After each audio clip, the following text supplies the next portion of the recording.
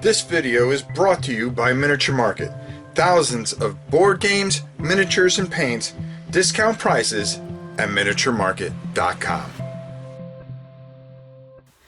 Hey everybody, it's your old pal Rob. Today we are going to be talking about a game I've been waiting for. It's by one of the best card making game companies I've ever experienced. And I'll talk more about that on the other side. I'm not going to overwhelm you with all the gushing I'm going to do, but All or Nothing Games have just come out with their latest dungeon crawl card game, and it is Kreel Manor. We're going to go down. We're going to talk about it. I'm not going to explain everything. Do me a favor. Go over to my boy, Ricky Royal. You guys know how much I love that guy. And he has done a playthrough which is just absolutely masterful. We're going to talk about some of the components and some of the things that go on here that I want to show you down here. And then we'll come back on the other side and we'll talk more about this great game. So without further ado, let's go check it out. So I'm not going to explain everything here. I'm going to do my best to give you a good feel for this. You are going to be going into these dungeons and you are going to have to negotiate these different areas. And as you go through, you will run into different areas and they will have different things that you're going to need to address that area so you can move on, whether it's influence, sneaking, or fighting. Okay, and that's what these little numbers are here. If you can get 2 sneak on there, well, you can move on to the next card, and there'll be a final card that you're going to run into, particularly this one, the Great Hall of Kreel, and it'll give you what you have to do to finish the adventure and so forth. And it'll tell you setups, and then if you win or if you are defeated, what is going to happen after you beat it all. The main thing, though, is you've got to get down and you've got to defeat a certain thing for that particular setup here. For instance, the Great Goblin. I believe it's the Great Goblin. Yes, the Goblin Chief. You've got to beat him in order to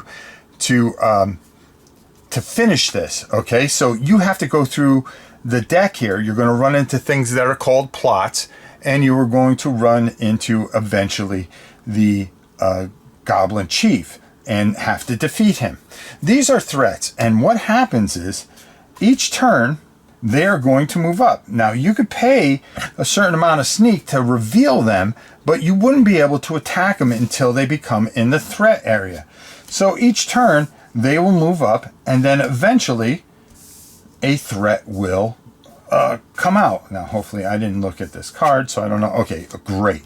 So what we have here is a tomb zombie. And there's a certain way that you're going to set up that particular deck.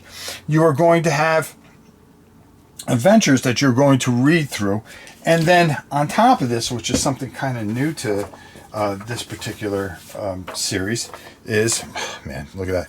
There is a book of fables, and I'm not going to ruin anything for you, but you're going to have to read things and do certain things throughout here to help you get through. It has a RPG feel to it, okay? You could play as one of 3 characters, and there's expansion where you could play as a bard, but we'll be talking about that in the future. You can be the Night Raven, the War Mage, or of course, the one that I really like, Wolf of the North fighter, right? Of course. And the art is ridiculous. You are going to have a deck that is specific to you. You're going to be able to use these certain cards. Along here, you are going to be able to get certain treasures that are going to give you bonuses. Okay? You can have weapons in your hands. You can have something in your backpack, some things. You can have something with movement. Armor and a helmet and stuff like that is going to get you stronger so you can deal with these certain things, because you are going to have to fight some really nasty creatures. And as you can see, you're going to have to dig up 9 fight, 8 influence, or 7 sneak to defeat this particular thing, and you've got to choose which one that you're going to do it, or else you are going to take a certain amount of damage. And when you take damage, you're going to turn over these cards and they are going to be a nightmare for you. You're going to start the game with 20 health. And as you can see, I have these 3 cards up here. So what do they do? Okay, you on your turn are going to, you can tilt, you could play a skill. You get 1 skill that you could play, and you will get that number. Here it is 3. 3, well, that would give me plenty enough sneak, and I'm just going to use this token to, well, you know, if we were on this particular thing, to be able to move on to the next thing, and that would be a good turn.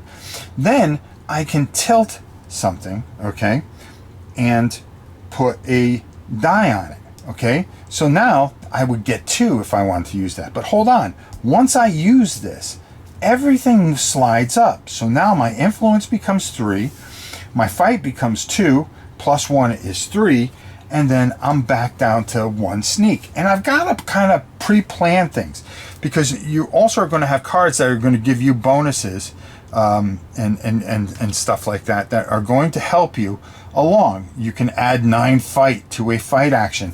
Well, you may want to play that card to defeat this guy, okay? And that's a good thing.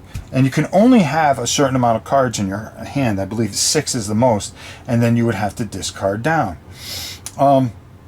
As this moves on, if you do not negotiate these, well, you're going to keep on adding more and more threat, and it's just going to be harder and harder, and you're going to take more damage until you get down to 0, which is ultimately what you don't want to do. If you're able to defeat the chieftain and negotiate the final card of that particular story, you're going to read, you are going to, of course, take care of your adventure card and move on to your next adventure card. There are certain things that you'll be able to keep. Okay, you have bronze treasures and silver treasures that you'll be able to pick from to enhance you, you know, as you can see right here. Sinner's Light, okay, this would go into my chest here. Flip and reveal 1 shadow. So this is a good card that I can use once that can flip and kind of reveal cards, so I know that's what's coming. So there's a lot of tension. There's a lot of story. The story's fantastic. I don't want to ruin it for you. Your story card, and of course everything is on your tableau here, which is going to tell you what you need to do. Great background. What you start, you're going to start with a woven blade, okay, which is going to give you an additional fight if you decide to fight. So not only would I have 3 here, but I could use this to bring it up to 4, which might help me with another particular enemy that I build this thing, this deck through. There's going to be plots, there's going to be places, there's going to be all kinds of things that you are going to run through, that you are going to have to negotiate to get through this. This is unlike any of the games that he's made, and I really feel that this is one of his best works. Kreel Manor. Again, I didn't explain everything. Go check out Ricky Royal's playthrough. He does such a fantastic job and really explains this. I've been just enjoying playing this and having a complete blast. And I'm going to talk more about this up top. So let's head up top and talk about this fantastic game, Kreel Manor. One more thing I do want to finish before we go up is how well this book is, and how it's clean, easy to read, explains the book of fables, how that uses your stories and your plots and your foes. And of course there is the Lord of Vengeance, which you good luck trying to beat him. He is just filthy. You have big bosses that you're going to have to face, which I'm sorry I didn't bring up earlier. Again, like I said, all the different skills and wounds that you're going to run into. There are so many things going against you. But there are things that help you to negotiate all this incredible adventure. It goes through, again, when it goes through game phases, it starts with your delve phase and how you're going to delve down with the story and everything. Your threat phase, like I've told you, how that moves through. Your draw phase, you're going to draw 1 skill card, and possibly that might be the card that you need to help you get through things. And then your play phase, as we talked about, tilting and then tapping to use skill and add your power dice. There is no dice rolling here, which is really great onto its own self. And, I'm a guy that loves to chuck dice. They give you an example of an entire action, which is just great. And then the story and the statuses that you'll run into, your spirit phase, your end phase, and end of game phase, if you can make it that far. And there is a multiplayer co-op. Or an endless, there are all kinds of different variants and difficulties, which makes this a very unique and fantastic game. Very well put together, perfect rule book, perfect art, perfect game. Let's go up top and get my final thoughts. What else can I say except wow? This is a company that's made Call of Killforth, fantastic game. Veil Wrath, which, black and white, just very thematic, very horror-like, and just glorious. And then, not to mention all the war games that they've come out with, 1066, Tears to Many Mothers, which is a masterpiece. Call, Gloom, Shadows of Killforth. When it comes to card games, there are very few companies that put as much passion and as much heart into something as they do. And once they come up with something really good, they'll recycle it. That doesn't happen here. These games don't get recycled with this fantastic company. What you end up with is something totally different. And this here, Kreel Manor, is something that it's just different, it's smart, it's fun, it's thematic, it's full of their great passion. I mean, Tristan, to me, is a guy that really can make a game, and, particularly his card games, and make them where you just don't stop playing them. And they are just good people on top of it. And I'm going to tell you, they sent me this review copy. And it's all because I just wrote them and I said, hey, when's this coming to the States? And they said, oh, hey, Rob, we'll send a copy to you. They've always been very, very nice to me. And I wanted to make that apparent because I'm really gushing over everything that they do. There are a few companies that no matter what they make, it will stay in my collection until, I pass on to the great oblivion. We've talked about Chip Theory games. We've talked about, a couple of other companies and stuff like that, where when they make something, it stays in my collection forever. And I'm always blown away by it. This is another one of those companies.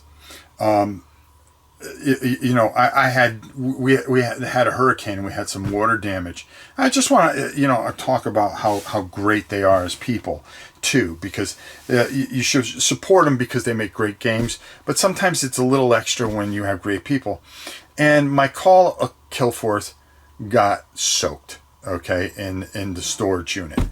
And I said, hey, I wrote him. I couldn't find it anywhere. Do you guys have one? I'd pay you or whatever. No, sent it. And that's the kind of people they are. Okay? Never asked me to make a video. Never asked me to do anything. They seen my channel and they enjoyed it and they just knew I would play it. Never asked me for anything. And they have been nothing but glorious as people.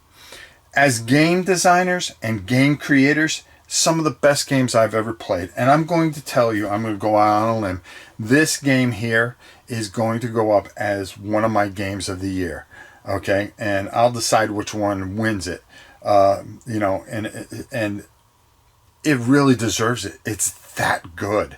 Okay? If you don't believe me, go check some of the other people that have played this and how much they've enjoyed it. Ask Ricky Royal, the brilliant Ricky Royal. Okay, go watch that playthrough and tell me you wouldn't want this game. Okay, this is a masterpiece made by some great people with passion and love for great card games, and nobody does it better than All or Nothing. And I'm calling it right out, and I'm saying that because that's how I really feel about it.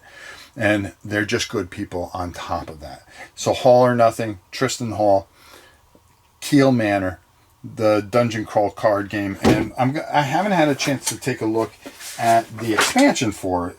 I opened it up, but I mean their art. I mean, look at that art. I mean, that is just absolutely picture perfect. I mean, what more could you want from a game? Perfect art, great gameplay, and a sense of thematic glory that you get sucked into. Go out and get this one. I'm telling you, you'll regret it if you don't. Until next time, it's your old pal Rob. We'll see you soon, everybody.